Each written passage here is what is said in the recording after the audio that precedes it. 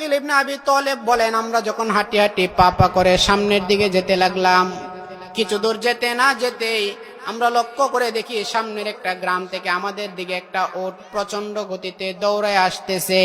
উটটা আমাদের কাছে আইসা আমাদের কাছে মাথা নোয়া দিলেন, তার মানে নবীজির কাছে আশ্রয় চাইলেন।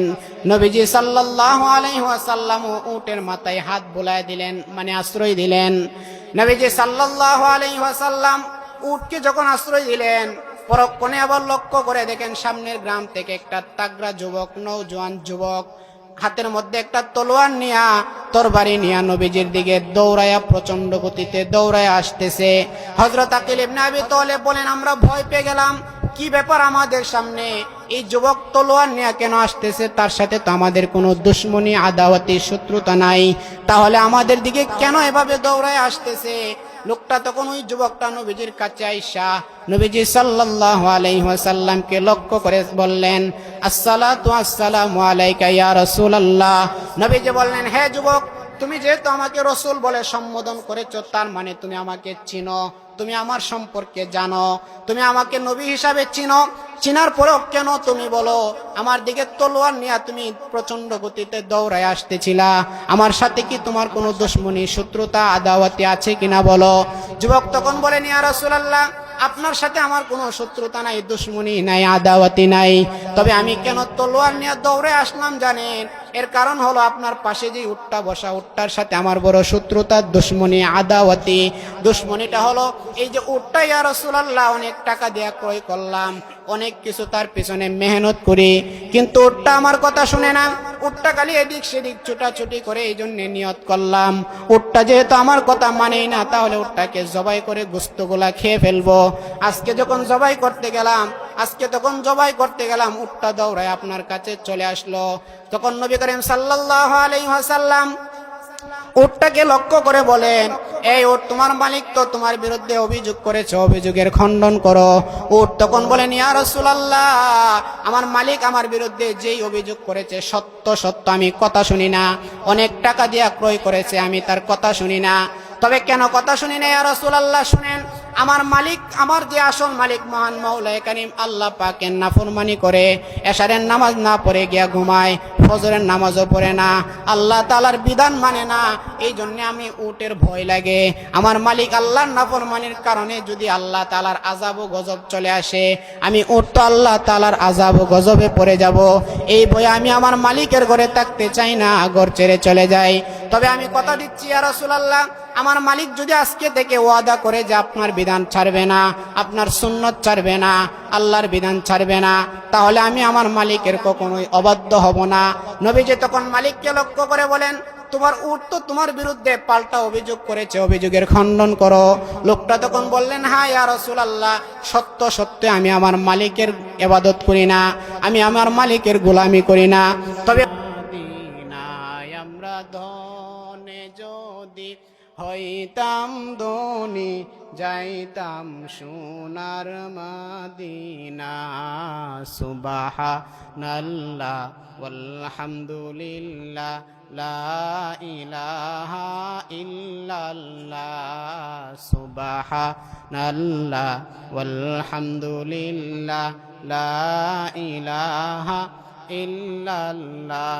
এই দুনিয়ার বাড়ি গাড়ি যতই সুন্দর করো না, তোমার এই দুনিয়ার বাড়ি গাড়ি যতই সুন্দর করো না, একদিন সব ছাড়িয়া দিতে হবে কবর পথে রওয়ানা। একদিন সব ছাড়িয়া দিতে হবে কবর পথে রওয়ানা।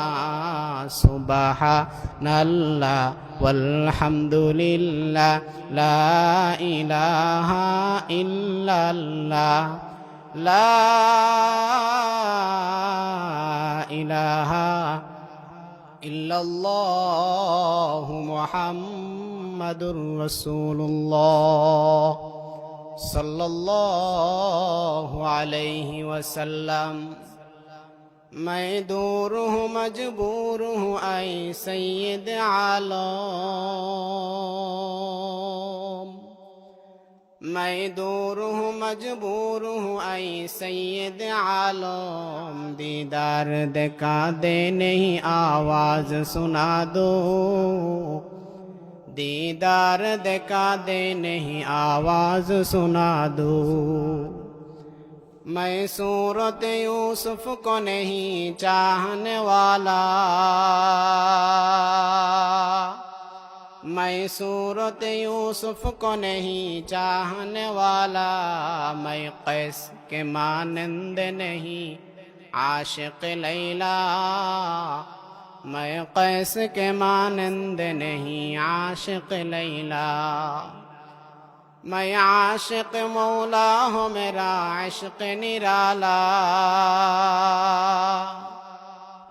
मैं आशिक मौला हूँ मेरा इश्क निराला, ये जुमला जहाँ जिनकी तजल्ली से उजाला, ये जुमला जहाँ जिनकी तजल्ली से उजाला, उल्फत में बराबर के यफा हो के जफा हो,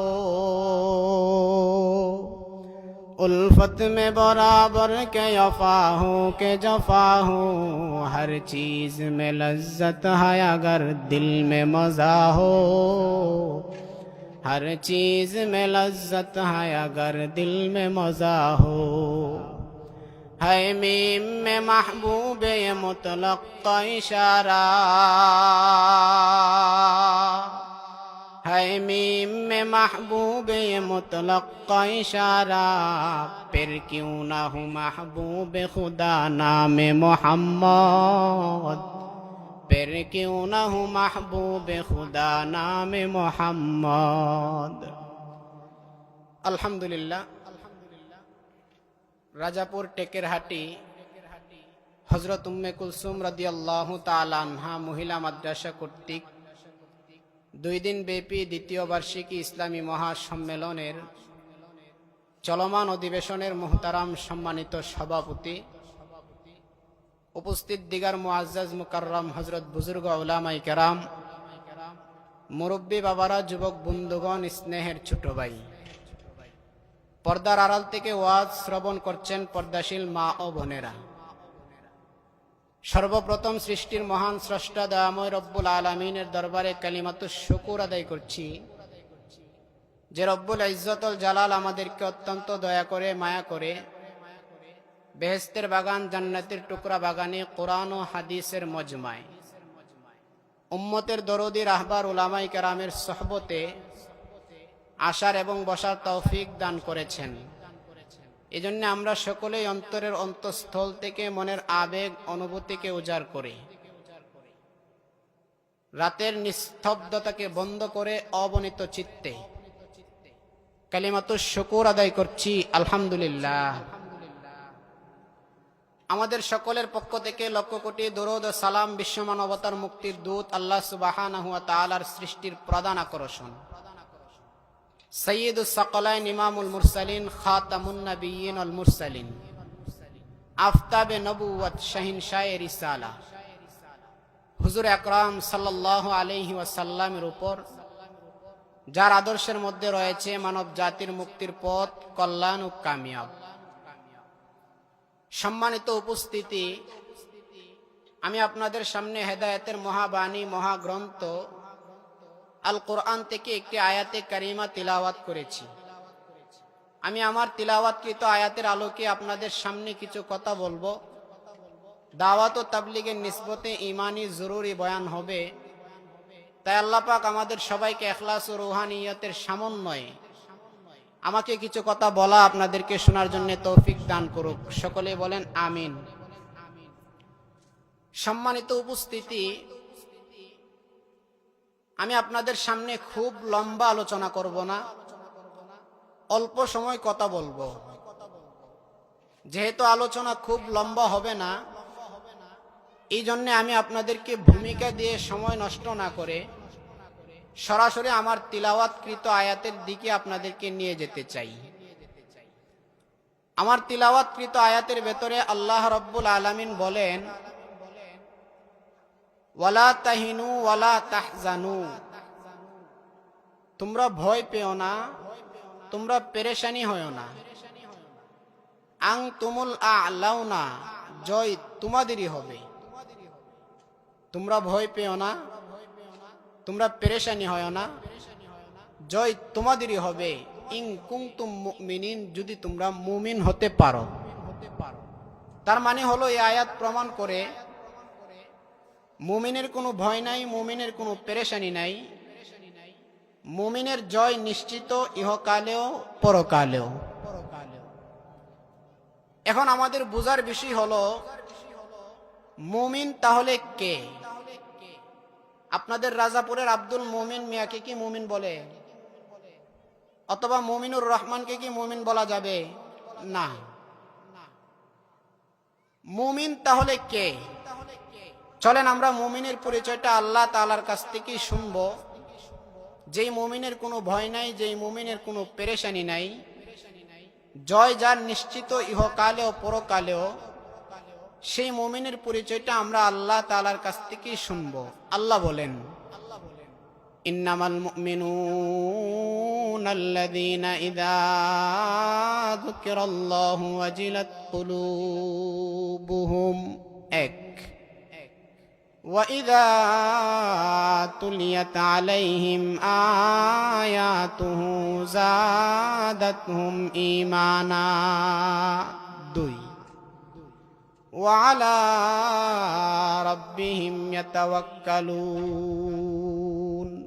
তিন, আল্লাযীনা ইউকিমুনাস সালাহ। চার, ওয়া মিম্মা রাযাকনাহুম ইউনফিকুন। পাঁচ, উলাইকা হুমুল মুমিনুনা হাক্কান। মহান মওলায়ে কারীম আল্লাহ পাক রব্বুল আলামিন বলেন, মুমিন তো এই সমস্ত ব্যক্তিরা যাদের মধ্যে 5টা গুণ আছে, যাদের ভেতরে 5টা গুণ আছে, তারাই হলো মুমিন। আর এই 5 গুণের অধিকারী মুমিনের কোনো ভয় নাই, কোনো পেরেশানি নাই।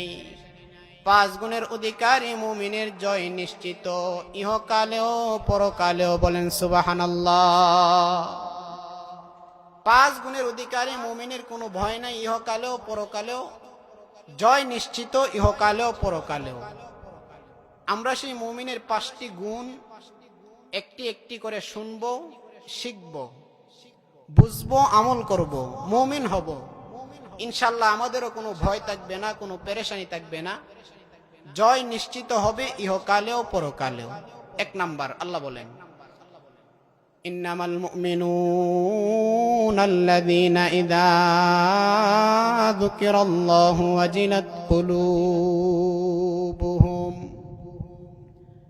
আল্লাহ রাব্বুল আলামিন বলেন, মুমিনের 1 নাম্বার গুণ হলো যখন মুমিনের সামনে আল্লাহ তাআলার জিকির আজকার করা হয়, যখন মুমিনের সামনে আল্লাহ তাআলার নামের ধ্বনি ওঠে, যখন মুমিনের সামনে আল্লাহ তাআলার নাম নেওয়া হয়, মুমিনের অন্তর তখন আল্লাহর ভয়ে ভীত হয়ে যায়।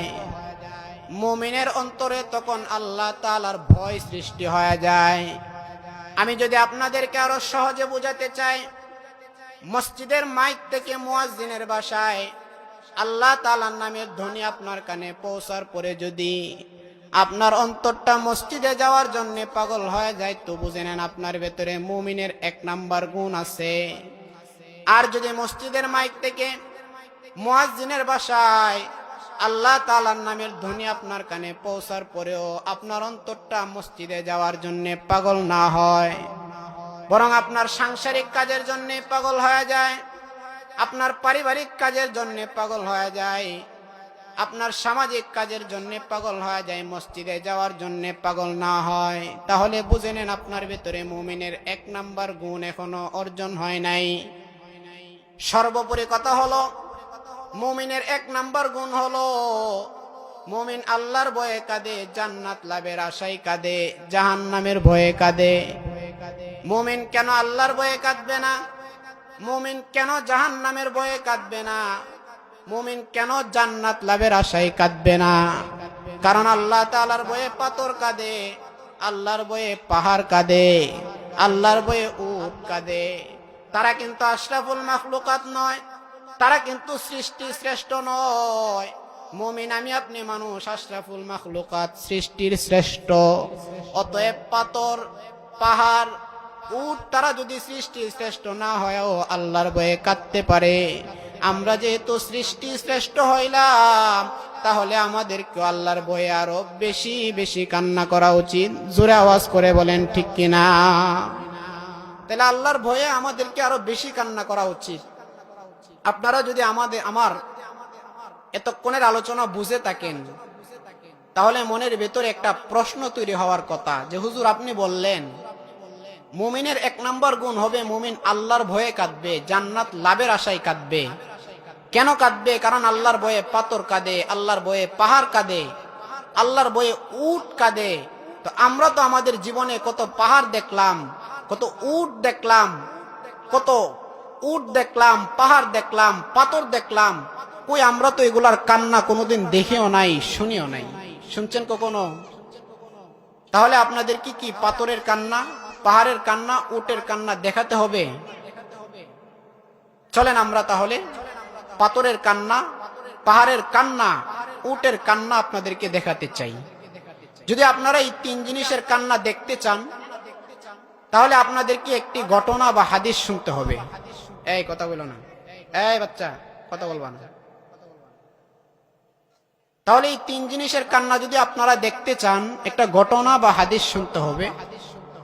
যে ঘটনা বা হাদিসের বর্ণনাকারী হলো নবীজির প্রিয় একজন সাহাবী হযরত আকিল ইবনে আবি তালেব রাদিয়াল্লাহু তাআলা আনহু।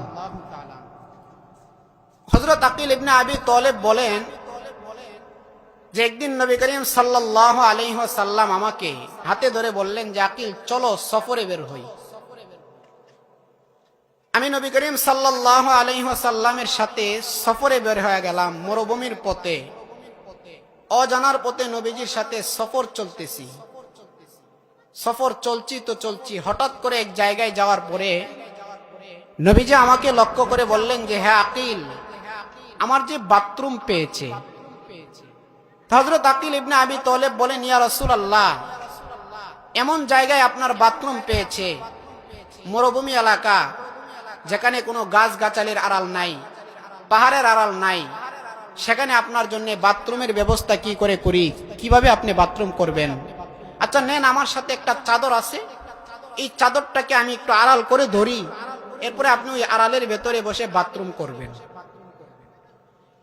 যেই মাত্র হযরত আকিল ইবনে আবি তালেব রাদিয়াল্লাহু তাআলা আনহু কথা বললেন, নবীজি বললেন হে আকিল, অযথা তোমার চাদরটাকে ময়লা যুক্ত করার দরকার নাই। কি করব তাহলে ইয়া রাসূলুল্লাহ? আপনার বাথরুমের ব্যবস্থা কি করে করব বলেন না ইয়া রাসূলুল্লাহ। নবীজি বলেন হে আকিল, তাহলে শুনো, পিছনের দিকে তাকায় দেখো কোনো গ্রাম দেখা যায় কিনা। হ্যাঁ, পিছনের দিকে তো একটা গ্রাম দেখা যায়, দেখো তো এই গ্রামে বিশাল বড় কোনো বৃক্ষ দেখা যায় কিনা। হ্যাঁ ইয়া রাসূলুল্লাহ, ওই গ্রামে বিশাল বড় একটা বৃক্ষ দেখা যায়। ঠিক আছে, তুমি তোমার শাহাদাত আঙ্গুল দ্বারা ওই বৃক্ষটাকে ইশারা করে ডাক দাও আর আমার কথা বলো যেন এখনই এখানে চলে আসে। হযরত আকিল ইবনে আবি তালেব পিছনের দিকে তাকায়া যেই মাত্র উনি ওনার শাহাদাত আঙ্গুল দ্বারা বৃক্ষটাকে নবীজির কথা বলে ডাক দিলেন, সাথে সাথে পিছনের বৃক্ষটা তার জ্বর ইত্যাদি উপরে ফেলে নবীজির কাছে চলে আসলেন। সুবহানাল্লাহ। আমরা যখন এই ঘটনা পড়ি অথবা শুনি বাজান, আমাদেরকে সুবহানাল্লাহ বলার সাথে সাথে আলহামদুলিল্লাহ বলাও উচিত। কারণ এমন একজন নবীর উম্মত আল্লাহ তাআলা আমাদেরকে বানাইছেন, যেই নবীজির কথায় গাছ তার নিজ স্থান ছেড়ে নবীর কাছে চলে আসে। হযরত আকিল ইবনে আবি তালেব বলেন ইয়া রাসূলুল্লাহ, সবে মাত্র তো পিছনের দিক থেকে একটা গাছ, একটা বৃক্ষ আমাদের কাছে চলে আসলো, কিন্তু বাথরুম করতে গেলে তো চারদিক থেকে পর্দার ব্যবস্থা করতে হয়। ইয়া রাসূলুল্লাহ, সবে মাত্র তো পিছনের দিকে পর্দার ব্যবস্থা হলো, এবার তো আপনার জন্য ডান দিক বাম দিক সামনের দিকে পর্দার ব্যবস্থা করতে হবে। কি করব বলেন? নবী বলেন, হে আকিল, ডান দিকে তাকায় দেখো কোনো গ্রাম দেখা যায় কিনা। হ্যাঁ, ডান দিকে তো একটা গ্রাম দেখা যায়। দেখো তো লক্ষ্য করে ওই গ্রামে বিশাল বড় কোনো বৃক্ষ দেখা যায় কিনা। হ্যাঁ ইয়া রাসূলুল্লাহ, ওই গ্রামে বিশাল বড় একটা বৃক্ষ দেখা যায়। ঠিক আছে, ওই বৃক্ষটাকে তুমি তোমার শাহাদাত আঙ্গুল দ্বারা ইশারা করে ডাক দাও আর আমার কথা বলো যেন এখনই এখানে চলে আসে। হযরত আকিল ইবনে আবি তালেব ডান দিকে তাকায়া যেই মাত্র উনি ওনার শাহাদাত আঙ্গুল দ্বারা ডান দিকের বৃক্ষটাকে নবীজির কথা বলে ডাক দিলেন, সাথে সাথে বৃক্ষটা তার জ্বর ইত্যাদি উপরে ফেলে নবীজির কাছে চলে আসলেন। সুবহানাল্লাহ। ডান দিকের বৃক্ষটাও নবীজির কাছে চলে আসলো। হযরত আকিল ইবনে আবি তালেব বলেন, ইয়া রাসূলুল্লাহ, বাথরুম করতে গেলে তো চারদিক থেকে পর্দার ব্যবস্থা করতে হয়, সবেমাত্র তো পিছনের দিকে আর ডান দিকে পর্দার ব্যবস্থা হইল। এবার আপনার জন্য বাম দিক আর সামনের দিকে কিভাবে পর্দার ব্যবস্থা করব? নবী বলেন, হে আকিল, তাহলে বাম দিকে তাকায় দেখো কোনো গ্রাম দেখা যায় কিনা। হ্যাঁ ইয়া রাসূলুল্লাহ, বাম দিকে তো একটা গ্রাম দেখা যায়। দেখো তো লক্ষ্য করে ওই গ্রামে বিশাল বড় কোনো বৃক্ষ দেখা যায় কিনা। হ্যাঁ, ওই গ্রামেও বিশাল বড় একটা বৃক্ষ দেখা যায়। ঠিক আছে, তুমি তোমার শাহাদাত আঙ্গুল দ্বারা ওই বৃক্ষটাকে ইশারা করে ডাক দাও আর আমার কথা বলো যেন এখনই এখানে চলে আসে। হযরত আকিল ইবনে আবি তালেব বাম দিকে তাকায়া যেই মাত্র উনি ওনার শাহাদাত আঙ্গুল দ্বারা বাম দিকের বৃক্ষটাকে নবীজির কথা বলে ডাক দিলেন, সাথে সাথে বাম দিকের বৃক্ষটাও তার জ্বর ইত্যাদি উপরে ফেলে নবীজির কাছে চলে আসলেন। সুবহানাল্লাহ। এই বৃক্ষটাও নবীজির কাছে চলে আসলো। হযরত আকিল ইবনে আবি তালেব বলেন, ইয়া রাসূলুল্লাহ, সবেমাত্র তো পিছনের দিক ডান দিক আর বাম দিকে পর্দার ব্যবস্থা হইল, কিন্তু বাথরুম করতে গেলে তো চারদিকে পর্দার ব্যবস্থা করতে হবে। এবার আপনার জন্য সামনের দিকে কিভাবে পর্দার ব্যবস্থা করব? নবী বলেন, হ্যাঁ আকিল, সামনের দিকে তাকায় দেখো একটা গ্রাম দেখা যায়। হ্যাঁ সত্যি তো সামনের দিকে একটা গ্রাম দেখা যায়। দেখো লক্ষ্য করে ওই গ্রামেও বিশাল বড় একটা বৃক্ষ দেখা যায়। হ্যাঁ ইয়া রাসূলুল্লাহ, ওই গ্রামেও তো একটা বিশাল বড় বৃক্ষ দেখা যায়। ঠিক আছে, তুমি তোমার শাহাদাত আঙ্গুল দ্বারা ওই বৃক্ষটাকে ইশারা করে ডাক দাও আর আমার কথা বলো যেন এখনই এখানে চলে আসে। হযরত আকিল ইবনে আবি তালেব সামনের দিকে তাকায়া উনি ওনার শাহাদাত আঙ্গুল দ্বারা যেই মাত্র বৃক্ষটাকে নবীজির কথা বলে ডাক দিলেন, সাথে সাথে সামনের দিকের বৃক্ষটাও আগের তিনটা বৃক্ষের মতো করে সাথে সাথে নবীজির কাছে চলে আসলে। সামনের বৃক্ষটাও নবীজির কাছে চলে আসলো। এভাবে যখন চারটা বৃক্ষ একসাথে হয়ে আড়ালের ব্যবস্থা করলেন, তো নবী করিম সাল্লাল্লাহু আলাইহি ওয়াসাল্লাম চার বৃক্ষের আড়ালে বসে বাথরুম করলেন। বাথরুম শেষ করার পরে নবীজি সাল্লাল্লাহু আলাইহি ওয়াসাল্লাম এবার বৃক্ষগুলাকে লক্ষ্য করে বললেন, এই বৃক্ষরা, এবার তোমরা আবার তোমাদের আপন স্থানে চলে যাও। বলেন সুবহানাল্লাহ। তো বৃক্ষগুলা আবার তাদের আপন স্থানে চলে গেল। হযরত আকিল ইবনে আবি তালেব বলেন, এবার নবীজি সাল্লাল্লাহু আলাইহি ওয়াসাল্লাম যেই জায়গায় বসে বাথরুম করলেন, আমি ওই জায়গায় লক্ষ্য করে দেখি যে ওই জায়গায় বাথরুমের কোনো চিটাফিটা নাই। হযরত আকিল ইবনে আবি তালেব বলেন, কি ব্যাপার, কি দেখলাম, কি হলো? নবীজি সাল্লাল্লাহু আলাইহি ওয়াসাল্লাম বাথরুম করবেন বলে চারদিক থেকে চারটা বৃক্ষকে দাওয়াত দিয়ে নিয়ে আসলেন। বাথরুম যদি করেন তো চিটাফিটা থাকার কথা, আর বাথরুম না করলে নবীজি অযথা বৃক্ষগুলাকে ডেকে কেন নিয়ে আসলেন? এই প্রশ্ন আসে কিনা বলেন? হযরত আকিল ইবনে আবি তালেব বলেন, ইয়া রাসূলুল্লাহ, আপনাকে একটা প্রশ্ন করতে চাই, মনে কষ্ট নেবেন না, আমার বড় জানা দরকার। নবীজি বললেন, হ্যাঁ আকিল বলো, অসুবিধা নাই। হযরত আকিল ইবনে আবি তালেব বলেন, ইয়া রাসূলুল্লাহ, আপনি বাথরুম করবেন বলে চারদিক থেকে চারটা বৃক্ষকে দাওয়াত দিয়ে নিয়ে আসলেন। আপনি যদি বাথরুম করেন তো বাথরুমের চিটাফিটা থাকার কথা, এখানে তো কোনো চিটাফিটা নাই। আর যদি বাথরুম না করবেন তাহলে অযথা আপনি কেন চারদিক থেকে চারটা বৃক্ষকে দাওয়াত দিয়ে নিয়ে আসলেন? নবীজি সাল্লাল্লাহু আলাইহি ওয়াসাল্লাম বলেন, এই আকিল শুনো, আমি যখন বাথরুম করি আমার বাথরুমের ময়লা দুনিয়ার কোনো মানুষ দেখে নাই, দেখবেও না। কারণ আমি যখন বাথরুম করি আমার বাথরুমের ময়লা মাটি এবং গাছের জ্বর প্রতিযোগিতা লেগে গিলে ফেলে। সুবহানাল্লাহ বলেন। আমি যখন বাথরুম করি আমার বাথরুমের ময়লা গাছে এবং মাটির জ্বর প্রতিযোগিতা লেগে গিলে ফেলে। আজকেও যখন আমি বাথরুম করলাম আমার বাথরুমের ময়লা গাছ এবং মাটির জ্বর প্রতিযোগিতা লেগে গিলে ফেলেছে। এই জন্য তুমি আকিল আমার বাথরুমের ময়লা দেখো নাই, তুমি দেখো নাই শুধু বিষয়টা এমন নয়, আমার কোনো উম্মত কিয়ামত পর্যন্ত আমার বাথরুমে ময়লা দেখবে না। সুবহানাল্লাহ। আমরা এমন এক নবীর উম্মত যেই নবীর বাথরুমের ময়লা গাছ আর মাটির জ্বর প্রতিযোগিতা লেগে গিলে ফেলে।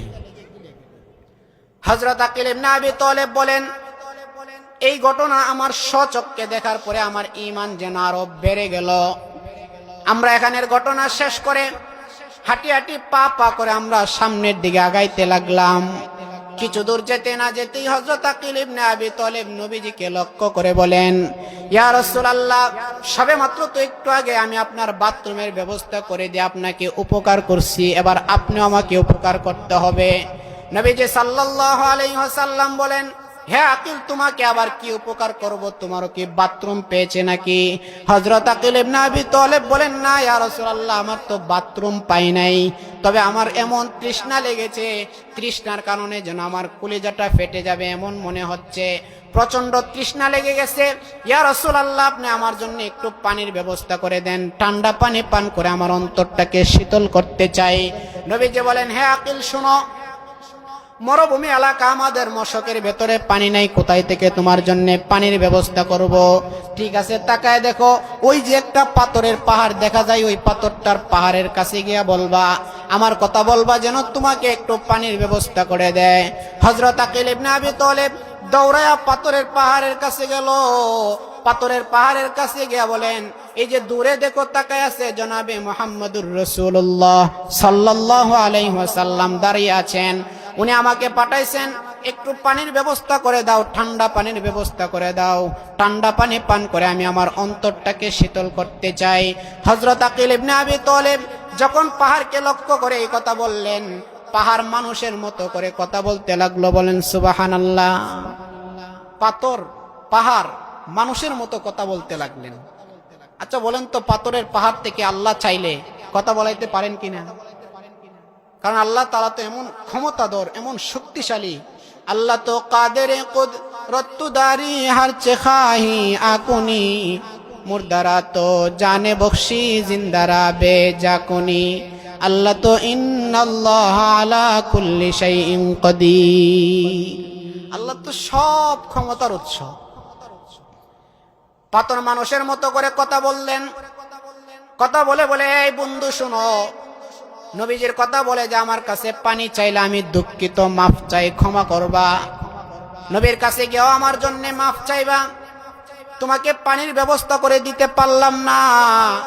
তবে কেন জানো তোমাকে পানির ব্যবস্থা করে দিতে পারি নাই? এই কারণে যে আমরা পাথরের পাহাড় যেদিন থেকে কুরআনুল কারীমের একটা আয়াতের মর্মার্থ শুনেছি, অর্থ শুনেছি, যে আয়াতের মর্মার্থ হলো, হে ইমানদারেরা, তোমরা নিজেরা জাহান্নামের আগুন থেকে বাঁচো, তোমরা তোমাদের পরিবারকে জাহান্নামের আগুন থেকে বাঁচাও। কেননা জাহান্নামের লাকড়ি হবে, জাহান্নামের ইন্ধন হবে, জাহান্নামের জ্বালানি হবে মানুষ এবং পাথর। যেই দিন আমরা এই কথা জানতে পারলাম, আমরা পাথরের পাহাড় জাহান্নামের আগুনে জ্বলবো, সেই দিন থেকে আল্লাহ তাআলার ভয়ে যে কান্না শুরু করে দিলাম, সেই দিন থেকে যে জান্নাত লাভের আশায় কান্না করে দিলাম, এই কান্না করার কারণে আমাদের পানি ফুরায় গেছে, এই জন্য তোমাকে পানি দিতে পারলাম না। সুবহানাল্লাহ। পাথরও আল্লাহর ভয়ে কাঁদে, পাহাড়ও আল্লাহর ভয়ে কাঁদে। হযরত আকিল ইবনে আবি তালেব রাদিয়াল্লাহু তাআলা আনহু দৌড়ায় আবার নবীজির কাছে আসলেন। নবীজির কাছে আয়েশা বলেন, ইয়া রাসূলুল্লাহ, পাথরের পাহাড় তো ক্ষমা চায়, মাফ চেয়েছে কেন? বলে, পাথরের পাহাড় নাকি জাহান্নামের ভয়ে, আল্লাহর ভয়ে কানতে কানতে পানি পুরায় গেছে, এই জন্য পানি দিতে পারে নাই। নবীজি বলেন, হে আকিল, আমিও জানি পাথরের পাহাড় তোমাকে পানি দিতে পারবে না, তবে তোমাকে কেন পাঠাইছি জানো? তোমাকে পাঠাইছি এই কথা বোঝানোর জন্য যে দেখো, পাথরের পাহাড়ও আল্লাহর ভয়ে কাঁদে, পাথরের পাহাড়ও জাহান্নামের ভয়ে কাঁদে, এইটা দেখানোর জন্য পাঠাইছি। অসুবিধা নাই, তোমার পানির ব্যবস্থা হয়ে যাবে। এই কথা বলে নবীজি সাল্লাল্লাহু আলাইহি ওয়াসাল্লাম উনার দুই হাত মাটিতে যখন এইভাবে থাপা মারলেন, সাথে সাথে ওই জায়গা থেকে পানির ঝর্ণা ফোয়ারা বের হতে শুরু হয়েছে। সুবহানাল্লাহ। ওই জায়গা থেকে পানি বের হওয়া শুরু হয়েছে। নবীজি বললেন, আকিল, নাও, পানি দ্বারা উযু করে নাও, পানি পান করে নাও, মশক ভরপুর করে নাও, তুমি তোমার প্রয়োজন সেরে নাও। হযরত আকিল ইবনে আবি তালেব এখানের পানির যত প্রয়োজন ছিল পানি পান করলেন, উযু ইস্তেঞ্জা সারলেন, যা যা দরকার পানির প্রয়োজন সেরে ফেললেন। পানির প্রয়োজন সেরে হযরত আকিল বলেন, এবার আমরা হাঁটি হাঁটি পা পা করে সামনের দিকে যেতে লাগলাম। আপনারা যদি এই ঘটনা বুঝে থাকেন, আমি শুরুতে বলছি যে মুমিনের 1 নাম্বার গুণ হবে মুমিন আল্লাহর ভয়ে কাঁদবে, জাহান্নামের ভয়ে কাঁদবে। কেন কাঁদবে? কারণ আল্লাহর ভয়ে পাথর কাঁদে, আল্লাহর ভয়ে পাহাড় কাঁদে, আল্লাহর ভয়ে উট কাঁদে। এতটুকুর ঘটনা কি প্রমাণ করে বলেন তো বুঝে থাকলে? আল্লাহর ভয়ে কি পাথর পাহাড় কাঁদে? আকিল ইবনে আবি তালেব বলেন, আমরা যখন হাঁটি হাঁটি পা পা করে সামনের দিকে যেতে লাগলাম, কিছু দূর যেতে না যেতেই আমরা লক্ষ্য করে দেখি সামনের একটা গ্রাম থেকে আমাদের দিকে একটা উট প্রচন্ড গতিতে দৌড়ায় আসতেছে। উটটা আমাদের কাছে আইসা আমাদের কাছে মাথা নোয়া দিলেন, তার মানে নবীজির কাছে আশ্রয় চাইলেন। নবীজি সাল্লাল্লাহু আলাইহি ওয়াসাল্লাম উটের মাথায় হাত বুলায় দিলেন, মানে আশ্রয় দিলেন। নবীজি সাল্লাল্লাহু আলাইহি ওয়াসাল্লাম উটকে যখন আশ্রয় দিলেন, পরক্ষণে আবার লক্ষ্য করে দেখেন সামনের গ্রাম থেকে একটা তাগড়া যুবক, নওজোয়ান যুবক, হাতের মধ্যে একটা তলোয়ার নিয়া, তরবারি নিয়া নবীজির দিকে দৌড়ায়া প্রচন্ড গতিতে দৌড়ায়া আসতেছে। হযরত আকিল ইবনে আবি তালেব বলেন, আমরা ভয় পেয়ে গেলাম, কি ব্যাপার আমাদের সামনে এই যুবক তলোয়ার নিয়ে কেন আসতেছে? তার সাথে তো আমাদের কোনো দুশমনী আদাওয়াতি শত্রুতা নাই, তাহলে আমাদের দিকে কেন এভাবে দৌড়ায় আসতেছে? লোকটা তখন ওই যুবকটা নবীজির কাছে আইসা নবীজি সাল্লাল্লাহু আলাইহি ওয়াসাল্লামকে লক্ষ্য করে বললেন, আসসালাতু আসসালামু আলাইকা ইয়া রাসূলুল্লাহ। নবীজি বললেন, হে যুবক, তুমি যেহেতু আমাকে রাসূল বলে সম্বোধন করেছো, তার মানে তুমি আমাকে চিনো, তুমি আমার সম্পর্কে জানো, তুমি আমাকে নবী হিসাবে চিনো। চিনার পরেও কেন তুমি বলো আমার দিকে তলোয়ার নিয়ে তুমি প্রচন্ড গতিতে দৌড়ায় আসতেছিলা? আমার সাথে কি তোমার কোনো দুশমনী শত্রুতা আদাওয়াতি আছে কিনা বলো? যুবক তখন বলেন, ইয়া রাসূলুল্লাহ, আপনার সাথে আমার কোনো শত্রুতা নাই, দুশমনী নাই, আদাওয়াতি নাই। তবে আমি কেন তলোয়ার নিয়ে দৌড়ে আসলাম জানেন? এর কারণ হলো আপনার পাশে যে উটটা বসা, উটটার সাথে আমার বড় শত্রুতা, দুশমনী, আদাওয়াতি। দুশমনীটা হলো এই যে উটটা ইয়া রাসূলুল্লাহ অনেক টাকা দিয়ে ক্রয় করলাম, অনেক কিছু তার পিছনে মেহনত করি, কিন্তু উটটা আমার কথা শুনে না। উটটা খালি এদিক সেদিক ছুটাছুটি করে, এই জন্য নিয়ত করলাম উটটা যেহেতু আমার কথা মানেই না, তাহলে উটটাকে জবাই করে গোশতগুলা খেয়ে ফেলবো। আজকে যখন জবাই করতে গেলাম, উটটা দৌড়ায় আপনার কাছে চলে আসলো। তখন নবী করিম সাল্লাল্লাহু আলাইহি ওয়াসাল্লাম উটটাকে লক্ষ্য করে বলেন, এই উট, তোমার মালিক তো তোমার বিরুদ্ধে অভিযোগ করেছে, অভিযোগের খণ্ডন করো। উট তখন বলেন, ইয়া রাসূলুল্লাহ, আমার মালিক আমার বিরুদ্ধে যেই অভিযোগ করেছে সত্য সত্য, আমি কথা শুনি না। অনেক টাকা দিয়ে ক্রয় করেছে, আমি তার কথা শুনি না। তবে কেন কথা শুনি না ইয়া রাসূলুল্লাহ? শুনেন, আমার মালিক, আমার যে আসল মালিক মহান মাওলায়ে কারীম আল্লাহ পাকের নাফরমানি করে, এশারের নামাজ না পড়ে গিয়া ঘুমায়, ফজরের নামাজও পড়ে না, আল্লাহ তাআলার বিধান মানে না।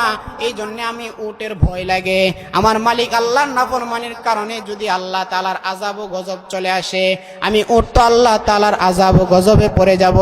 এই ভয়ে আমি আমার মালিকের ঘরে থাকতে চাই না, ঘর ছেড়ে চলে যাই। তবে আমি কথা দিচ্ছি ইয়া রাসূলুল্লাহ, আমার মালিক যদি আজকে থেকে ওয়াদা করে যে আপনার বিধান ছাড়বে না, আপনার সুন্নত ছাড়বে না, আল্লাহর বিধান ছাড়বে না, তাহলে আমি আমার মালিকের কখনোই অবাধ্য হব না। নবীজি তখন মালিককে লক্ষ্য করে বলেন, তোমার উট তো তোমার বিরুদ্ধে পাল্টা অভিযোগ করেছে, অভিযোগের খণ্ডন করো।